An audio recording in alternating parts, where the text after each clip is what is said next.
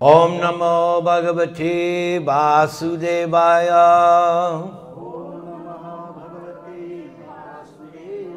Om Namo Bhagavate Vasudevaya.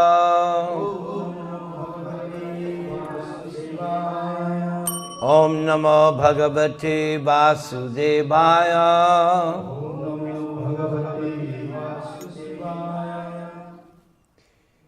In the 14th chapter of the Bhagavad-Gītā, the subject matter is the three modes of material nature. Those three modes govern every aspect of this material world. And this is explained not only in the 14th chapter, but more in the 17th, and practically speaking, one half of the 18th chapter. Krishna explains how the three modes of material nature, namely goodness, passion, and ignorance, govern everything. Therefore, we can view our life as being a series of choices, one after another. Am I going to act in the mode of goodness? Am I going to act in the mode of passion? Am I going to act in the mode of ignorance? This is actually the challenge of everyone's life. What will be my choice? How will I act? Those of you who are familiar with the story of the Mahabharata, this is illustrated throughout every chapter. We see how the Pandavas, being guided by Krishna or by Domya or by so many good personalities, the Pandavas always executed their activities in the mode of goodness properly. They knew what was to be done and what was not to be done. And on the other hand, we see Duryodhana, always acting in the mode of either passion or ignorance, governed by his lust and greed and sinful intentions, his jealousy, his envy. And in this 14th chapter of Bhagavad-Gītā, Krishna says that the outcome of these choices, of whether I'm acting in the mode of goodness, passion, or ignorance, the results are not the same. It is not yatamattatapat. That is wrong.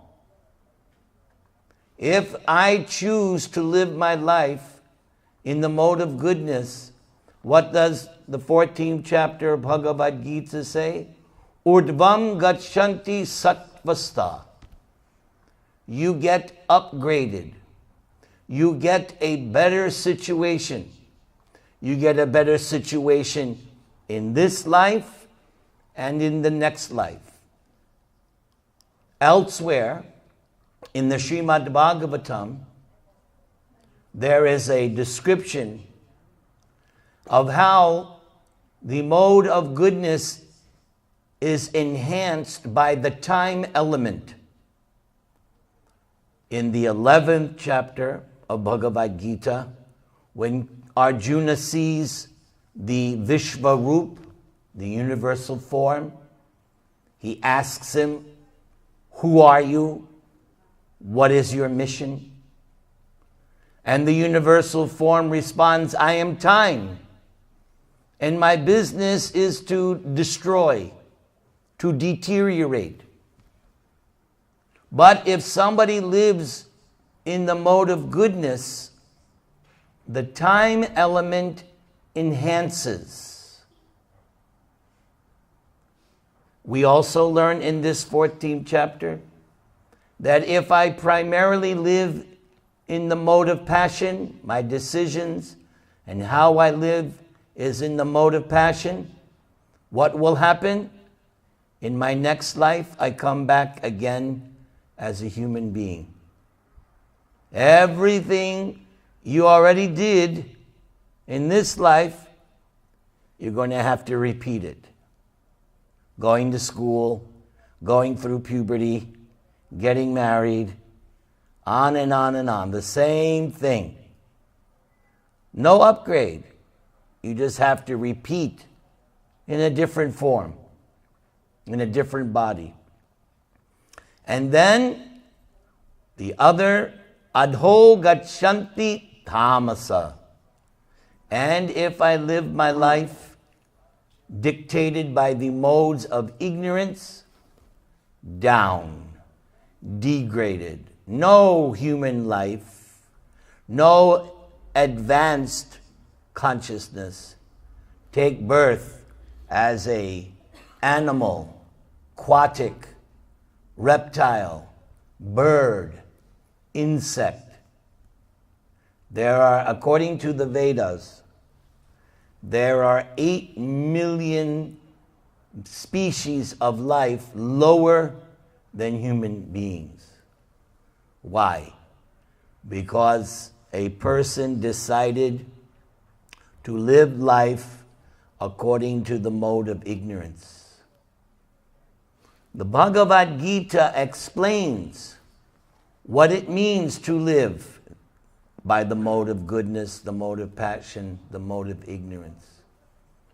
And there is no excuse when we are judged by Yamaraj.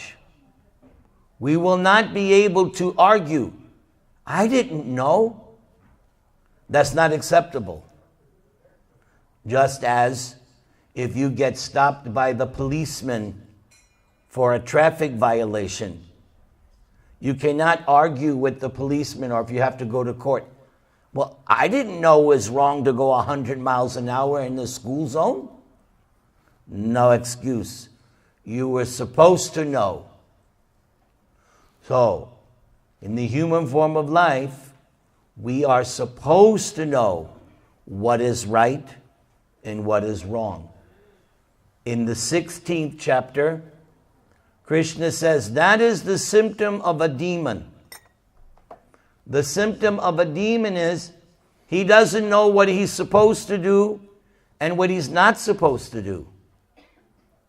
So at the conclusion of the 16th chapter, Krishna says, therefore, one should know what is duty and what is not duty according to the directions of Shastra. Yashastra Vadim Utsrijya. And the simplest way, concise way to understand what you should and should not be doing, read Bhagavad-Gītā. Then you'll know how to act, and you'll also know ahead of time your destiny. Yes. There is a familiar expression. Man is the architect of his own destiny. So it's in every one of our hands what my destiny will be. I am creating it moment by moment, decision by decision by decision. Otherwise, why we would read Bhagavad-Gītā? Why would we waste our time? Another example. Why do you spend so much time, money, and energy educating your children? I know you Indian people very well. I know every single one of you with your children, you emphasized study, do good. Am I right? You did that and you emphasized it because you knew that, you understood. So the same thing applies to our life, every one of us. We are creating our own future. How? By the choices, by the decisions. Therefore, it is very auspicious that you made the decision to come here today. This is not some, how should I say, inconsequential thing. Your decision to come here, to worship the Lord, to hear the message of God, has great effect on your future destiny.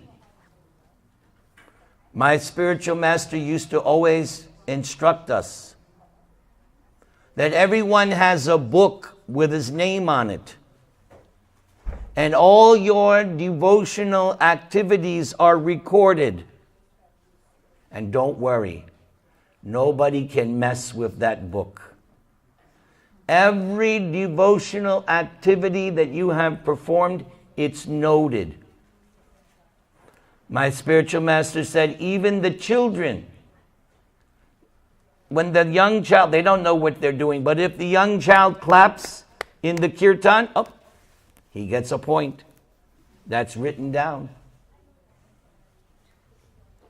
So, one conclusion of Bhagavad-Gītā, this 14th chapter especially, is to always act piously. Always act out of the mode of goodness. We perform our prescribed duties. Why? Only because it's the right thing to do. Now, I've been studying for the past so many years our American politicians. And what do I see over and over and over again? They don't act for the benefit of the people. How are they making their decisions? What's in it for me? Therefore, they're all rascals. Someone who is in a responsible position has to know what is right and what is wrong and do the right thing regardless of whether I benefit or not. As the Bhagavad-Gītā says, a person in the mode of passion will perform an activity with an intention of, what will I get in return? Whether it be charity or penance or sacrifice, that's also explained in the Bhagavad-Gītā. You can perform religion, in this sense, sacrifice, charity, and penance, in the mode of ignorance or the mode of passion, the mode of goodness. I should be performing my religious activities, my charity, my penance, in the mode of goodness, only because I'm supposed to do that. If I'm transcendental, I do these same things out of love of God. If I'm in the mode of passion, I do it because I'm thinking I'm going to get some name. I'm going to get some fame, some profit, some distinction. Everyone will see me. And then when I walk about town, everyone will, oh, see how there. And of course, you can do sacrifice, charity, penance, religion in the mode of ignorance. One time, there was an asura, Vrika, and he was performing a severe austerity in the mode of ignorance. He wanted a benediction from Shiva. So what was he doing? He was cutting his own flesh. Swaha. Right? When you do a homa, you're not cutting your flesh. What are you using? Right? You're using rice or barley with some ghee, right? That's the mode of goodness. But he's in the mode of ignorance. I'll offer my own flesh into the fire. But Lord Shiva wasn't coming. So then this Vrikasura said, all right, I will offer my own head into the sacrificial fire. Lord Shiva felt so compassionate for this fool. Now he appeared. Only because he had some compassion for this foolish. Because Lord Shiva is the greatest Vaishnava. He has utmost compassion for all living entities. When Lord Shiva gave him his benediction, the foolish Vrikasura said, yes, I want the benediction that with my finger, if I put my finger on someone's head, that person's head will crack open into 1,000 pieces. But what was his real intention? Because as soon as Lord Shiva gave him, Tatastu, let it be, he went after Lord Shiva. This is ignorance. The person has given him a benediction, let me kill him. Why? Because he wanted his wife. That was the ultimate thing. I will worship Lord Shiva, get his benediction, kill him, and then I can possess his wife. Lord Shiva ultimately took shelter of Lord Narayan. Lord Narayan bewildered Vrikasura. Narayan appeared as a brahmachari. And Narayan said to Vrika, you must be very tired. You have been chasing Lord Shiva for so long. You should take rest. So by Narayan's mystic power, he put Vrika into a kind of illusion. And then Narayan said, you got a benediction from Lord Shiva? I don't think, no. Lord Shiva had recently lost his wife. I don't think he's in a sound state of mind. I highly doubt that he gave you that benediction. Tell you what, put it on your own head, and when you see that it doesn't work, then you can go kill Lord Shiva. So because Narayan expanded his potency, Vrikasura put his finger on his own head, cracked like that. That's just an example of austerity in the mode of ignorance. So the Bhagavad-Gītā is teaching us, here are the modes, here are the results of acting in the modes, and as is stated at the end of Bhagavad-Gītā, yatesh yasi tata kuru. The choice, yours. We all have minute free will.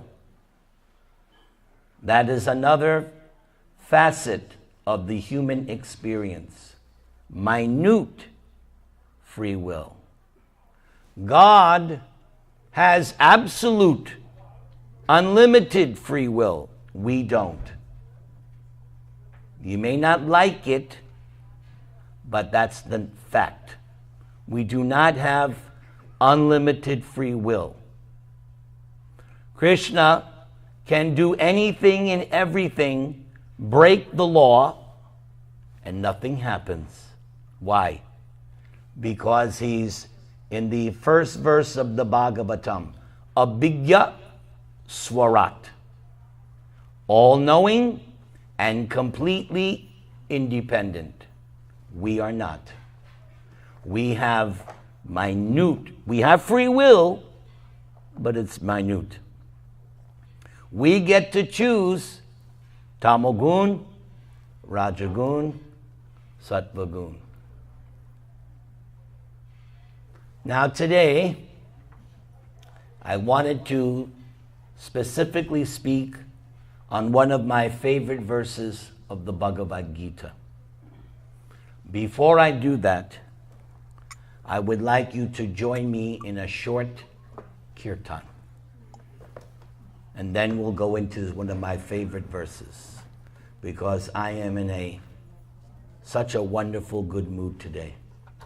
Today, I'm giving out blessings free of charge.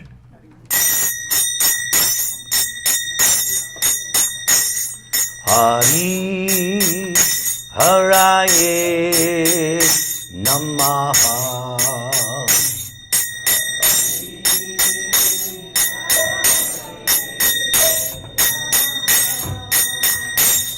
Hari Haraye Namaha.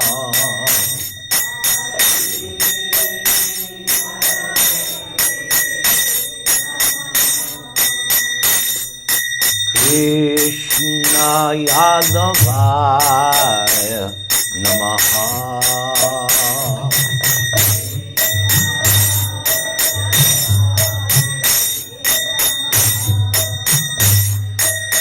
Gopala Govinda Rama Shri Madhusudana.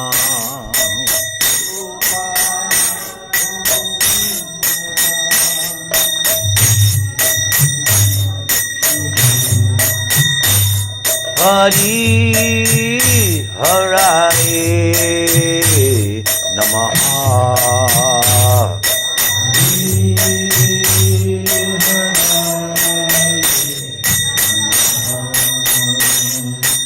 Krishna Yadavaya Namaha.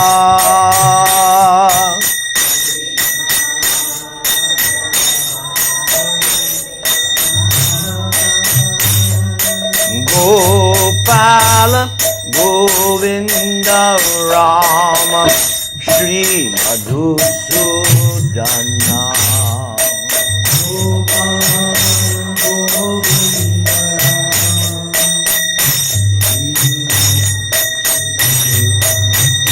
Hari Haraye Namaha.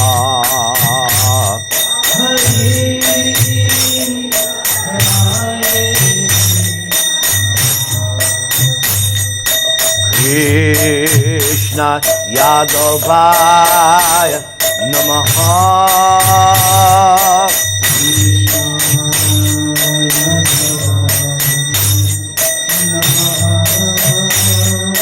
Gopala Govinda Rama Shri Madhusudana.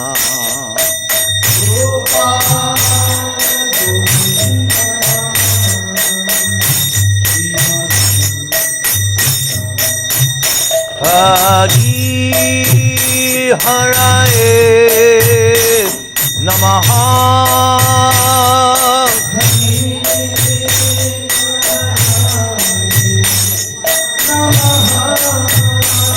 Hari Haraye Namaha.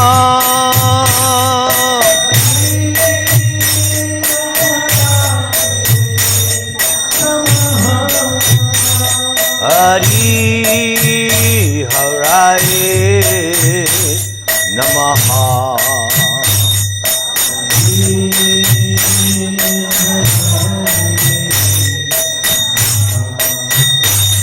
Hari Haraye Namaha.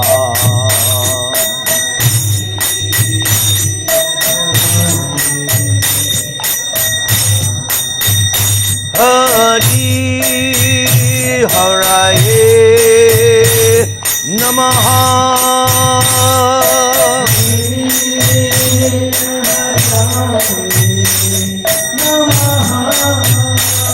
Hari Haraye Namaha.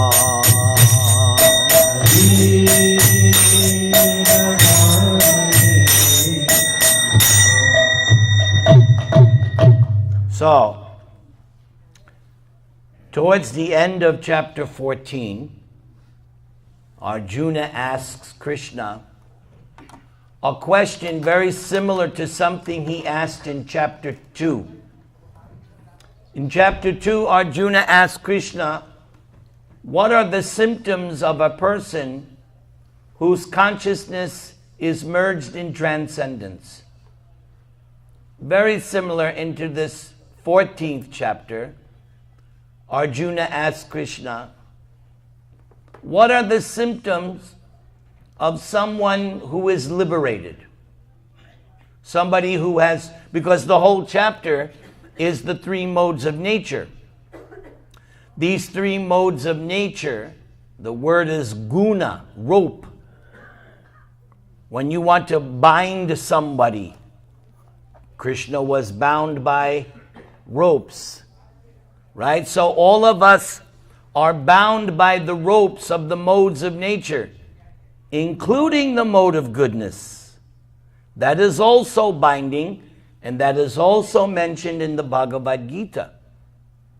So the goal of life actually is moksha, liberation, or mukti, to become free from the ropes of the modes of nature. That is the ultimate goal of life. So the third question Arjuna asks, how do I become liberated?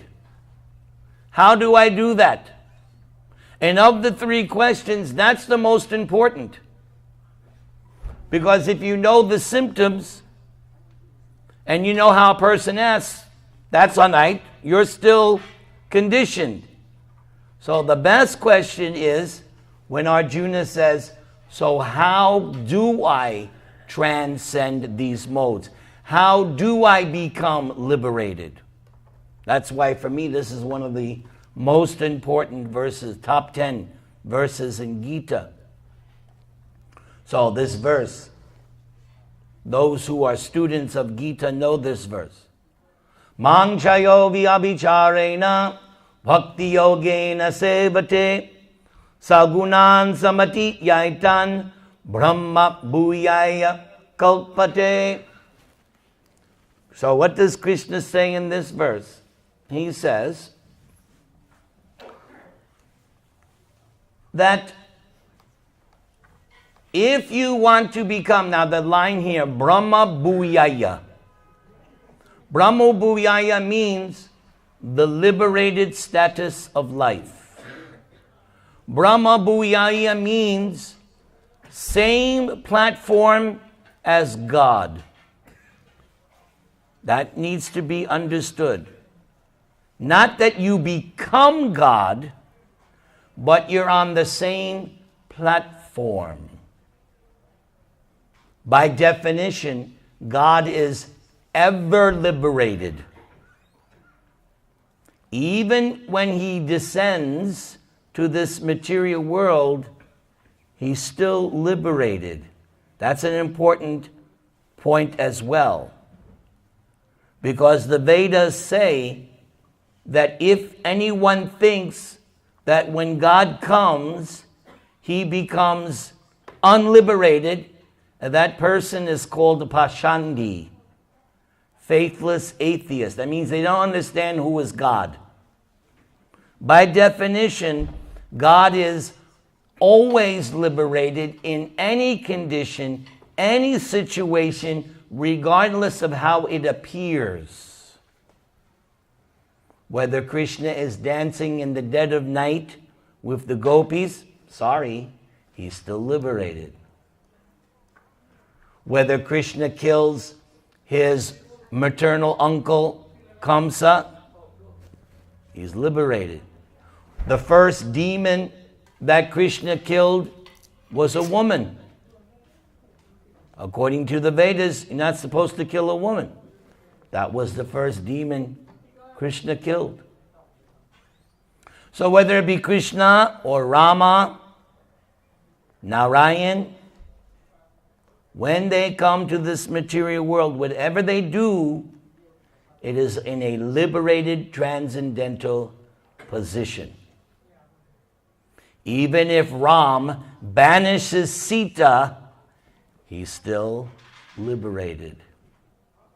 For some people, they have a problem. Why did Ram banish Sita? Yes. So, Brahma Bhuyaya Kalpate. Actually, we are supposed to be on the liberated status. That is, according to Srila Prabhupada, that is our original position. Originally, like God, we were liberated.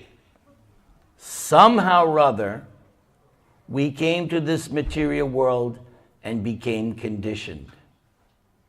That is the problem.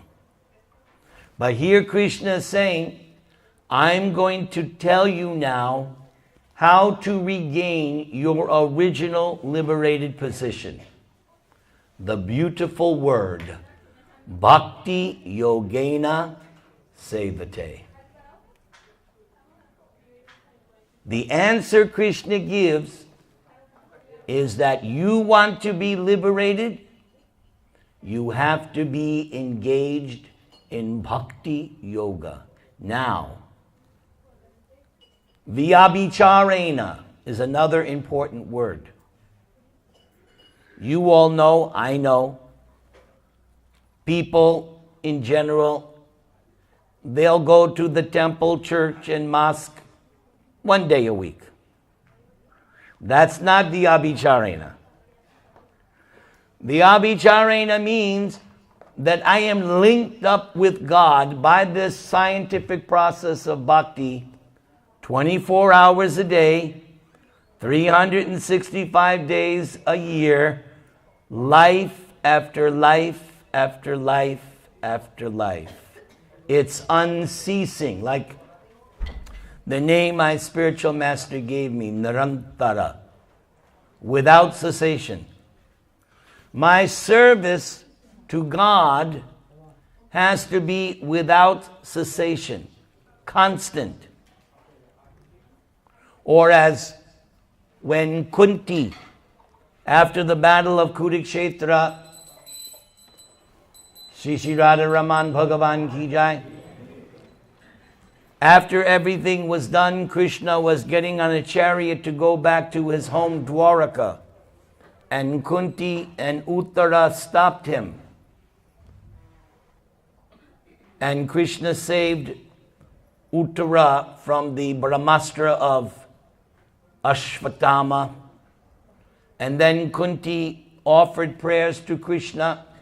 And one of her prayers was, let my devotion to you be like the flowing waves of the Ganges. How many have been to Gangotri? So you see how the water is coming out, right? Gushing. There's no stop, right? Unlike here in California, we have a drought, right?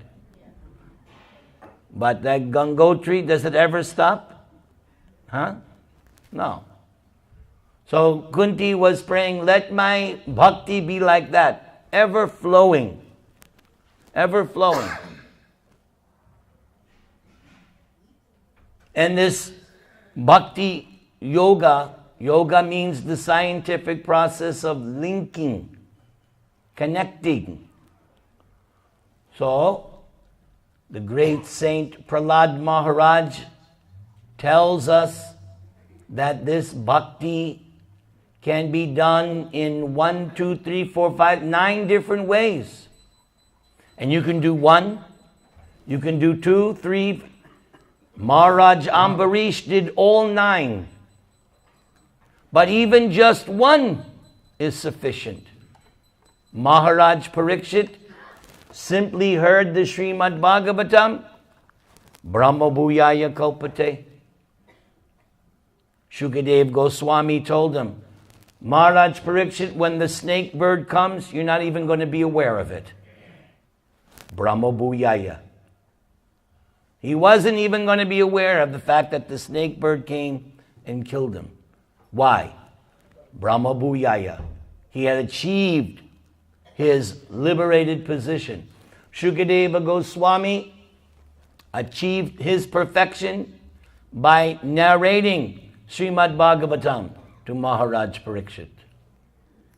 Prahlad Maharaj, no matter what his father tried to do to him, he simply remembered his Lord, Krishna. No matter what the circumstance, Prahlad simply remembered. Lakshmi Devi, she is eternally on the chest of Narayan, Sri Vatsa, curl of hairs, which distinguishes Narayan from everybody else in the spiritual world, because in Vaikuntha, everybody looks like Narayan. They have the 4 arms, they have the symbols, they have the same complexion. So how do you distinguish? Those hairs. The mark, it's called Sri Vatsa, the mark of Lakshmi. So Lakshmi is eternally situated on the chest of her husband. But she says, nah, I want the nectar that the devotees of my husband get. They get something I don't get.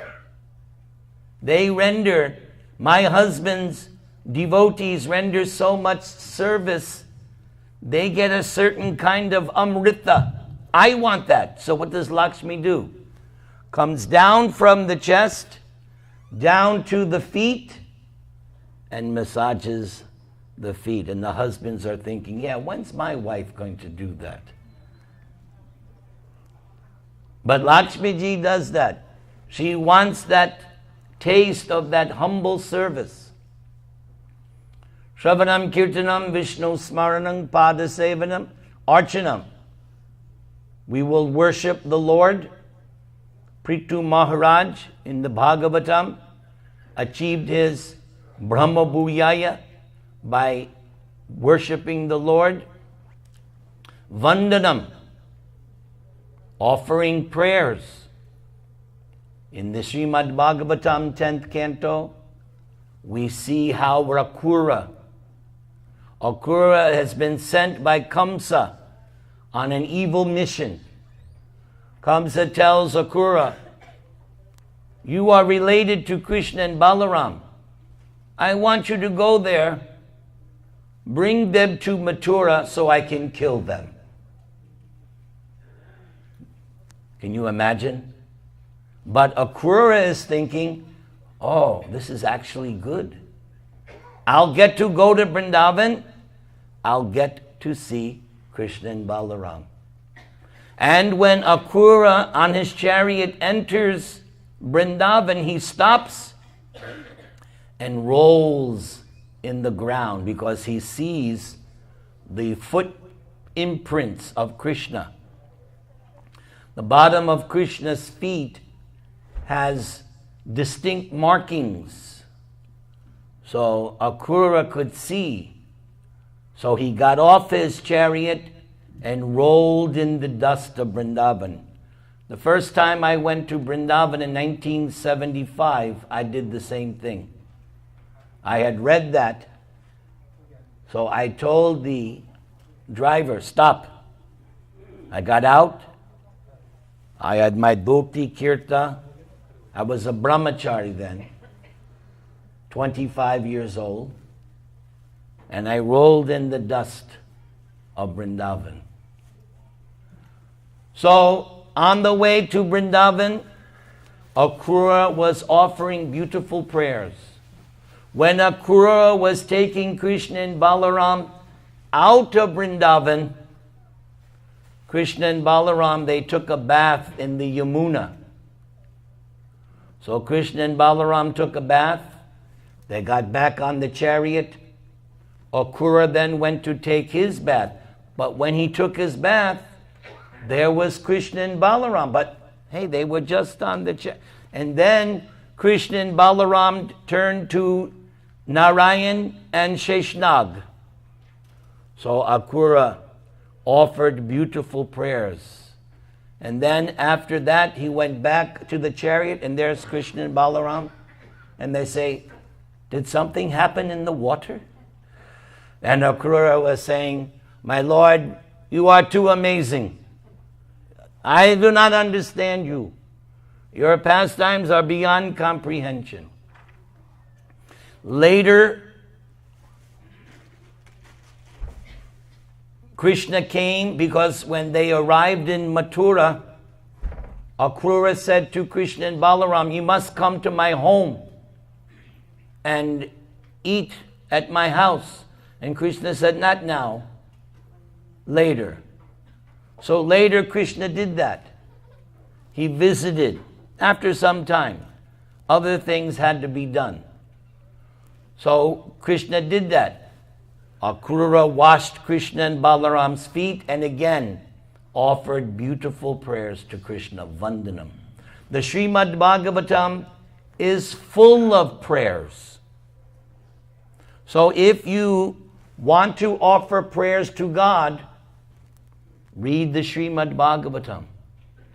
For my own benefit, I have taken all the prayers of the Bhagavatam and I have made them into separate files. So anytime, okay, here's the prayers, Arjuna, there's Uttara's prayers, Kunti's prayers, there's so many throughout the Bhagavatam, so many sections of prayers. Prahlad's prayers in the 7th canto. Prahlad offers more than 40 prayers to Lord Nrsimha. And then, after after Lord Nrsimha tries to offer Prahlad a benediction, there is the Prahlad Ashtakam, 8 more prayers. So the Bhagavatam in 10th canto has so many prayers of the demigods, offering Devaki, Krishna's in the womb of Devaki. Bhagavatam is full of prayers. Even one such prayer you can offer to the Lord, you can achieve Brahma Bhuyaya Kalpate. Archanam Vandanam Dasyam. Good example, Hanuman. Those of you who are pure Ram Bhaktas, Hanuman is very dear to you. I love that story in the Mahabharata where the two brothers meet, Hanuman and Bhima. And Bhima does not know who is this. He just thinks it's an old monkey. So Bhima is telling the old monkey, can you move your tail? I have to go. And Hanuman says, I'm too old. I'm tired. If you want, you can pick up my tail. Now you know Bhima is so big and strong. Can he lift that tail of Hanuman? He tries, he can't do it. I like that section. Very, very nice. And then Bhima asks him to show him the form that he assumed when he went to destroy Lanka. And Hanuman said, it's not necessary. But Bhima said, no, I have to see that. So Hanuman showed him the tremendous form. And then Hanuman said, actually, my form, I can assume, depending on the time, place, and circumstance, I can show however big I want. Another good example, Yes, Hanuman is Dasya.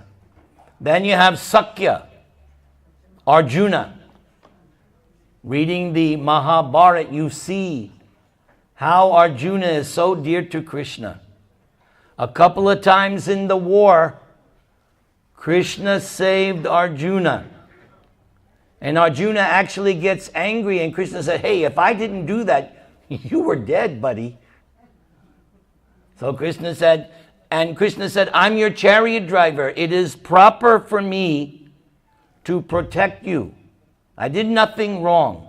Your life was in danger. But a couple of times you see how Krishna protects Arjuna. And of course, in the Bhagavatam, there is that incident where Arjuna is about to commit suicide because he had promised a Brahmana that he would protect his 10th son. And Arjuna, being the big boastful Kshatriya, said, if I can't protect your son, I will commit suicide. Well, the 10th son was born. It flew up into the sky. Arjuna has to keep his word. And from the palace, Krishna can see what's going on, and he's smiling.